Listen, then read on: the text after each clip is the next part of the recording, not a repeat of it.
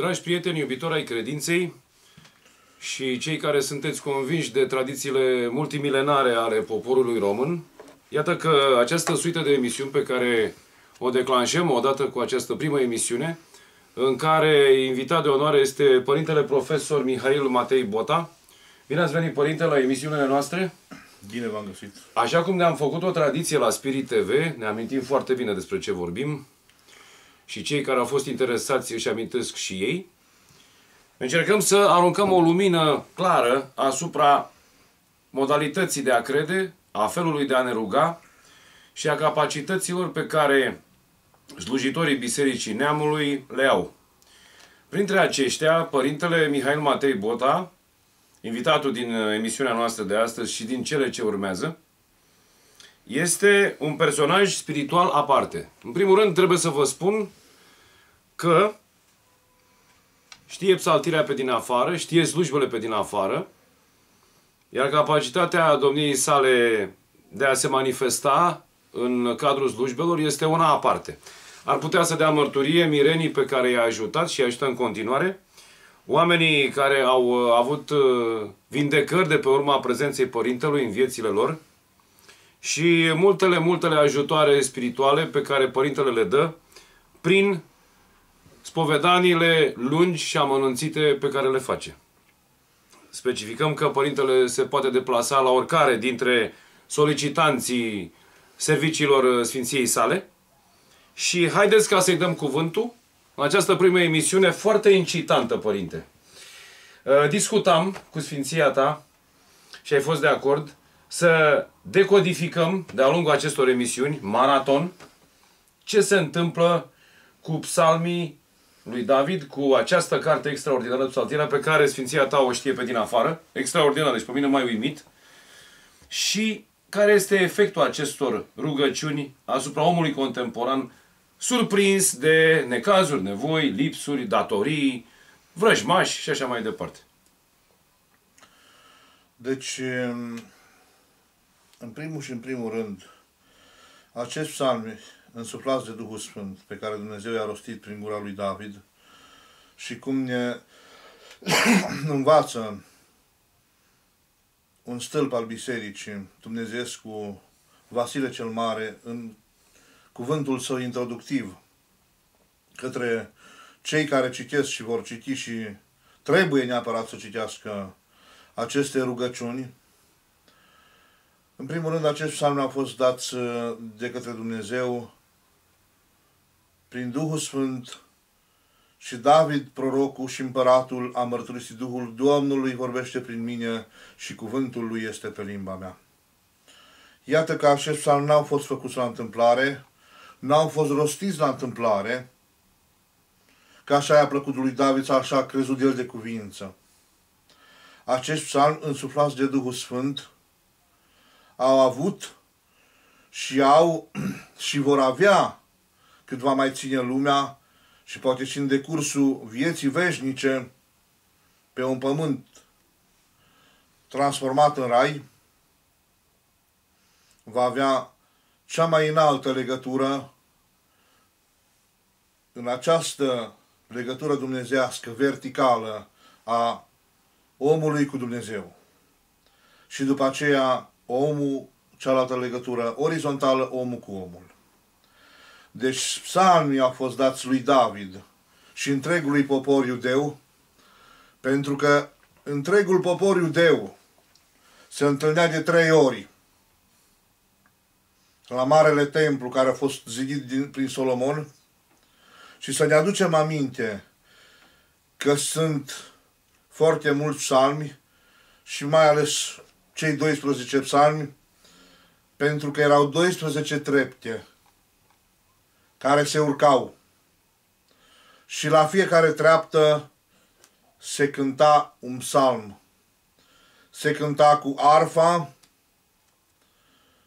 se cânta cu acel instrument atât de plăcut care sună de sus în jos, are sunetul de sus în jos, ceea ce înseamnă că Dumnezeu din ceruri, prin oameni, de sus în jos, a transmis cuvântul său. Deci are o simbolistică aparte acest instrument. Absolut. Și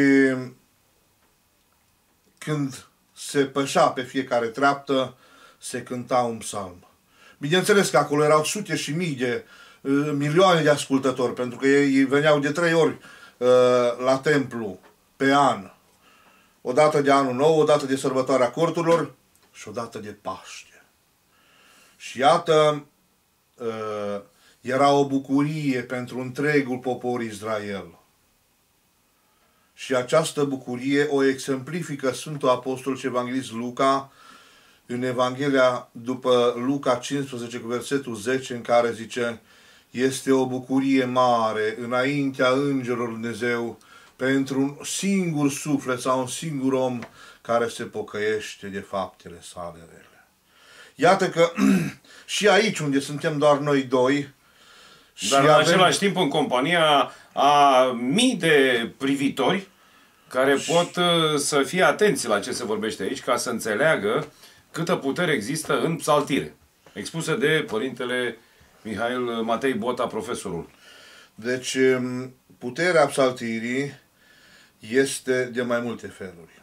În primul rând, vindecă rănile cele vechi sufletești care omul le-a avut, îl scapă pe om de toate gândurile deșarte care cel rău i le-a pus în inimă și în același timp îl ridică pe om spre Dumnezeu, spre dumnezeire, spre împărăția cerurilor, spre tronul de milă și de har a Preasfintei Treimi.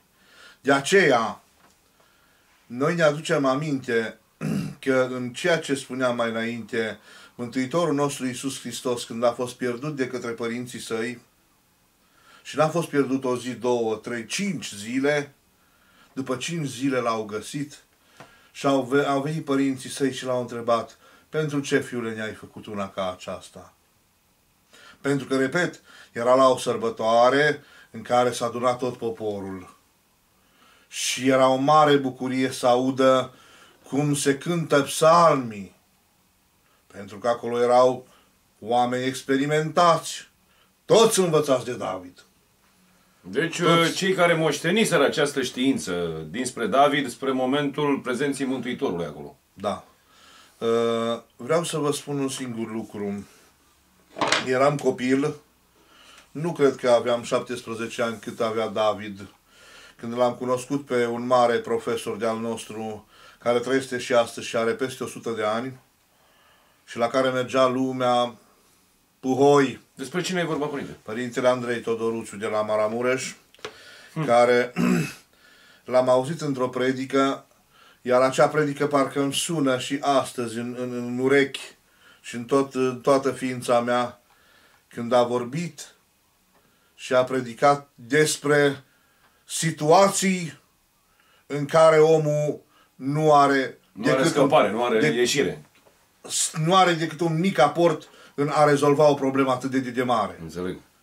Să zicem că are 1% aport, 99% vine de la Dumnezeu. Și asta se face prin psaltire. Asta se face prin psaltire. Dar părintele, atunci când a predicat la acea predică, era o predică la o mormântare, a arătat câteva cazuri de mântuire, că așa le numea dânsul, în care oameni al lui Dumnezeu, care și-au pus viața la îndemâna lui Dumnezeu, au fost scăpați din anumite cazuri foarte, foarte critice.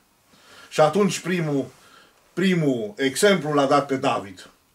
Excelent. Un copil de 17 ani, un copil cu păr bălai, nefiind înșcolit pentru război, pentru luptă, se duce la împărat și spune: împărate, eu vreau să mă duc și să mă lupt.